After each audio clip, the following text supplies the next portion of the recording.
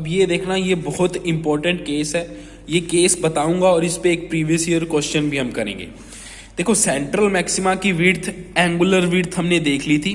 अब देखो सपोज आपसे ये पूछ ले कि जो हमारी फर्स्ट मैक्सिमा है वो कितना एंगल ऊपर बनेगी, ठीक है, कितनी उसकी एंगुलर स्प्रेडिंग होगी, कितना एंगल ऊपर बनेगी, मतलब ये थीटा एंगल निकाला, तो वो कैसे निकालेंगे। देखो हमें ये पता है कि मैक्सिमा की कंडीशन क्या होती है डिफ्रैक्शन में, D sine theta equals to 2n+1 lambda by 2। हम फर्स्ट मैक्सिमा उसकी एंगुलर स्प्रेडिंग निकाले हैं, मतलब हम देख रहे हैं कि वो कितना एंगल ऊपर बन रहा है फर्स्ट मैक्सिमा। तो n की वैल्यू 1 रखनी पड़ेगी क्योंकि फर्स्ट मैक्सिमा की स्टडी हम तभी कर पाएंगे। तो n की वैल्यू 1 रखोगे तो ये बन जाएगा 3 लैम्डा बाई 2। क्योंकि थीटा एंगल बहुत स्मॉल होता है तो sine theta is approximately equals to theta. इससे हमारे पास फर्स्ट मैक्सिमा के लिए थीटा की वैल्यू आ जाएगी 3 लैम्डा बाई 2d। ठीक है, तो हमें पता लग जाएगा ये इतना एंगल ऊपर बन रहा है फर्स्ट मैक्सिमा। और अगर वो पूछ ले कि स्क्रीन का जो ये सेंटर है इससे कितनी डिस्टेंस ऊपर बन रहा है, तो डिस्टेंस निकालने के लिए हमें पता ही है, डिस्टेंस निकालने के लिए हम क्या कर देंगे, इससे कैपिटल डी से मल्टीप्लाई कर देंगे। तो x equals to 3 lambda D by 2d। क्यों किया डी से मल्टीप्लाई, अरे सिंपल है ना, angle equals to arc upon radius, ये लिखोगे आप, angle equals to arc upon radius. इससे x की वैल्यू क्या बनेगी, x equals to D into theta, theta की वैल्यू हमारे पास है डी मल्टीप्लाई में आ जाएगा। तो इसी का यूज करके एक क्वेश्चन करते हैं जो 2006 में आया हुआ था।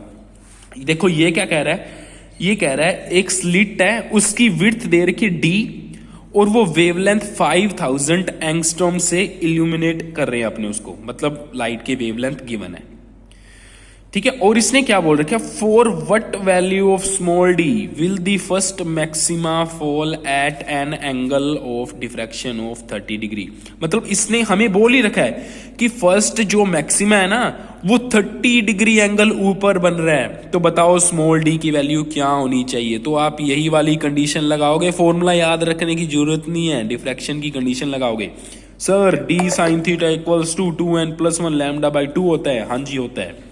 हमें फर्स्ट मैक्सिमा के लिए देखना है कि वो कितना एंगल ऊपर बन रहा है, तो n की वैल्यू 1 रख देंगे जी, रख देंगे 1। लैम्डा की वैल्यू गिवन है जी, हाँ जी गिवन है, ठीक है। अब साइन थीटा की वैल्यू, क्योंकि थीटा अब स्मॉल नहीं है तो sine theta equals to theta नहीं रखना, सीधा थीटा की वैल्यू 30 डिग्री यहाँ पे रख देंगे। स्मॉल डी की वैल्यू निकालनी है जी, तो निकाल लेंगे, सॉल्व जब हम करेंगे तो 1.5 10⁻⁻⁶ मीटर आ जाएगा। सपोज हमें सब कुछ गिवन होता, ठीक है, हमें स्मॉल डी की वैल्यू भी गिवन होती और हमें पूछ लेता कि स्प्रेडिंग कितनी आएगी, तो थीटा एंगल हम कैसे फाइंड कर पाते, इसी फॉर्मूले से हम थीटा निकाल लेते, क्योंकि हमें n पता था, लैम्डा पता था, d पता था, तो साइन थीटा निकाल लेते, उससे थीटा निकल जाता। अब इस वाले क्वेश्चन में क्या था, थीटा गिवन था, n गिवन था, लैम्डा गिवन था, d नहीं गिवन था, तो d निकाल लिया। मतलब जो हमें चाहिए वो हम उसके अकॉर्डिंग निकाल लेंगे। और सपोज वो x की वैल्यू भी पूछ लेता कि जो सेंट्रल मैक्सिमा है उससे कितना ऊपर बन रहा है फर्स्ट मैक्सिमा, तो x की वैल्यू हम कैसे निकालते, वही जो अभी हमने फॉर्मूला निकाला था, वही जो हमने फॉर्मूला निकाला था तो उससे निकाल लेते, ठीक है। लेकिन वो वाला फॉर्मूला हम कब लगाएंगे, जब थीटा बहुत ही स्मॉल हो। तो हम दूसरा केस भी लगा सकते थे, हम क्या करते, बड़े ट्राइंगल में tan थीटा ले लेते। मतलब क्या करते कि जैसे ये हमारा ट्राइंगल है, ठीक है, x निकालना है, ये गिवन है, तो इसमें आप tan थीटा ले लेते, तो tan थीटा इक्वल्स टू क्या हो जाता, x बाई डी। थीटा की वैल्यू हमें गिवन है तो tan थीटा आ जाता, d की वैल्यू गिवन है तो d आ जाता, तो x की वैल्यू हम फाइंड कर लेते। तो मतलब कहने का मतलब क्या, ये वाला फॉर्मूला लगना है, ये वाला फॉर्मूला लगना है। अगर थीटा की वैल्यू स्मॉल है तो sine theta approximately equals to theta आ जाएगा। अगर थीटा की वैल्यू स्मॉल नहीं है तो यही फॉर्मूला हमने यूज करना है, इसी से हम डी की या जो भी वैल्यू पूछ रखी वो निकाल सकते हैं।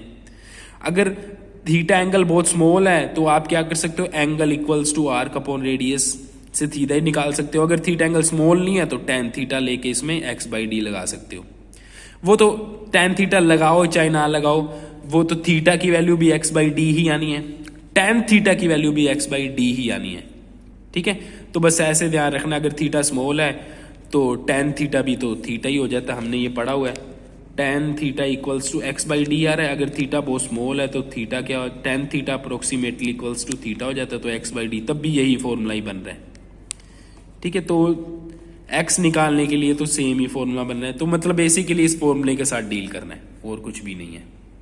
जो चीज चाहिए उसके अकॉर्डिंग हम आगे प्रोसीड कर लेंगे। अब देखो मुझे पता है शायद इसमें अब थोड़े से कंफ्यूज हो गए होगे, तो एक और न्यूमेरिकल करते हैं जो 2013 में आया हुआ है। देखो इस न्यूमेरिकल को ध्यान से पढ़ोगे तो इसमें गिवन है लैम्डा दे रखा है 600 नैनोमीटर, तो लैम्डा की वैल्यू गिवन है।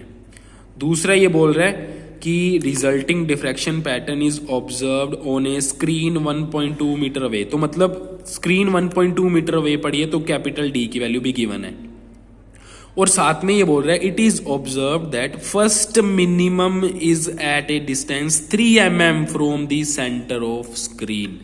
मतलब इसने हम आपको क्या दे रखा है, ये बोल रहा है कि सेंटर ऑफ स्क्रीन से 3 mm ऊपर फर्स्ट मिनिमा हमको बनना है। तो क्योंकि ये मिनिमा की बात कर रहा है और फर्स्ट मिनिमा की बात कर रहा है, तो हमें यहाँ पे मिनिमा की कंडीशन लगानी पड़ेगी, तो मैंने लगा दिया D sine theta equals to N lambda.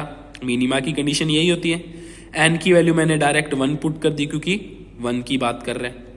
ठीक है, लैम्डा की वैल्यू गिवन है, ठीक है, लैम्डा की वैल्यू गिवन है। हमें फाइंड क्या करना है, विड्थ ऑफ स्लिट, मतलब स्मॉल डी की वैल्यू हमको फाइंड करनी है।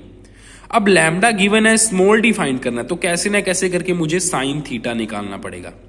अब इस केस में देखो, इस केस में हम क्या करेंगे, क्योंकि थीटा वगैरह का कुछ जिक्र तो किया नहीं हुआ, तो थीटा को बहुत स्मॉल ही मान लेंगे, तो ये हो जाएगा D sine theta approximately equals to theta हो जाएगा, तो लैम्डा के इक्वल आ जाएगा।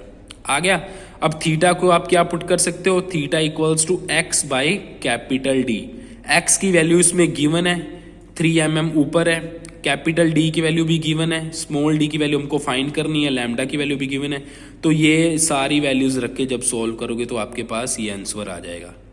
ठीक है, तो अब जितने भी फॉर्मूले इस चैप्टर में हमने यूज किए उसको लास्ट में एक शॉर्ट नोट की तरह लिख लेना, इंटरफेरेंस में और डिफ्रैक्शन में।